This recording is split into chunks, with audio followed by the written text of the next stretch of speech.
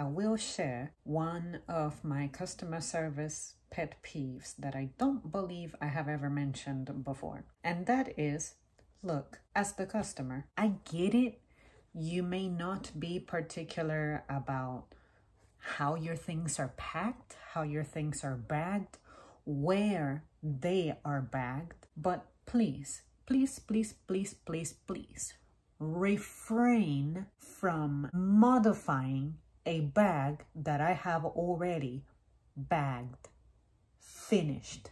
Because a lot of the time, something that happens very often is either toward the end of my bagging or after I have finished bagging, you will, for some reason I don't understand, keep loading the bag, adding stuff to it. And sometimes you will say, oh, I don't care what goes in there. I'm going straight home. I want as little bags as possible, meaning as few bags as possible. And I'm trying to bag things in a way that it's guaranteed I will not hear your story about how you had to chase your items rolling down the parking lot. So please, don't interrupt my bagging. Resist. Refrain from it. If you start your own bag to begin the packing, that's fine. That's another deal. You can go ahead and take over because you have started that bag. You know what's in there. But a bag that I have initiated and only I handled, just don't. Because some of you like to come back and say that the bags that we have are bad or they suck. No, no, no, no, no. The only thing that sucks here is how you handle the bag.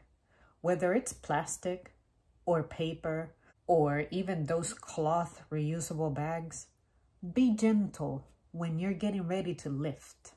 And if possible, support it from the bottom.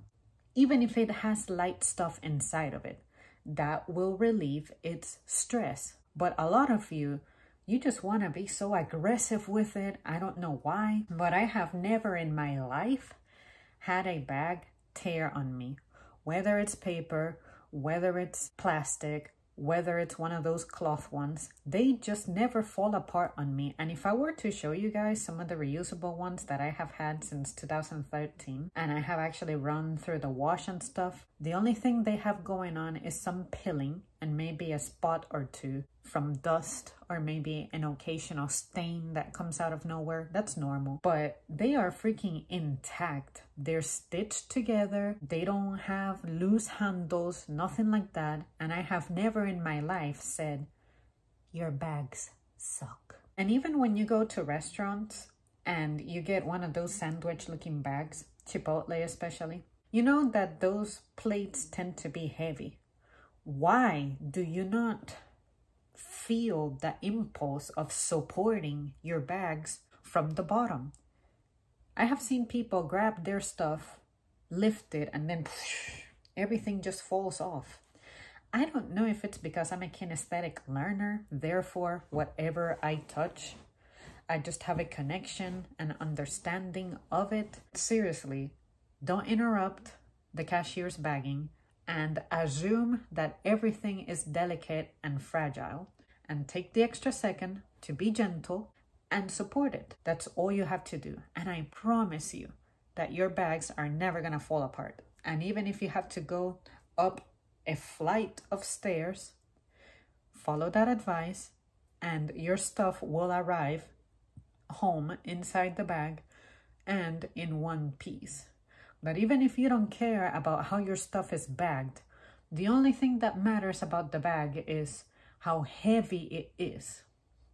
That's it. That's the only thing that messes up with its integrity, of course. And if you have items that have a tendency of having sharp edges, such as things that are packed in boxes that have pointy corners, that you should consider centering in the bag and maybe put stuff around it to cushion that corner. That's all you have to do. Because sometimes I be seeing people with like toothpaste boxes piercing through the bags, and I'm like, the only reason that's happening is because of the way that you just put things just randomly without any thought. There is an art to that. and I'm performing it. But when you start sticking your spoon into the pot and start stirring it, you fuck it up. If you elect a cashier, let them do the job from the beginning until the end. And if you wish to do things your own way, let them know, hey, I would like to do my own bagging, but don't start ordering me on how to do the bagging, because I have my skill set and I'm not someone you can just order around. Be like, put this in there and put this in there, put this. No. You chose to come through my line. Therefore, you are entrusting me and my expertise, my skill level with the handling of your stuff. You do not get to just spit orders at me like I'm a puppet. If you want to order things a certain way, self-checkout awaits. But if you pick a cashier to handle it for you, let them handle it for you. Period. And whatever you get out of the cashier, that's it. That's what you got. Whether it pleases you or it doesn't for whatever reason, if you want utmost pleasure, do it yourself. Self-serve. But if you want for someone else to take charge, trust what they're doing. Even if it looks bad to you, that's the choice you made. You picked someone to serve you. They're going to serve you to the best of their ability, but you do not get to order them like they're your slave or your maid or anything like that. No, refrain from that shit. Just some thoughts.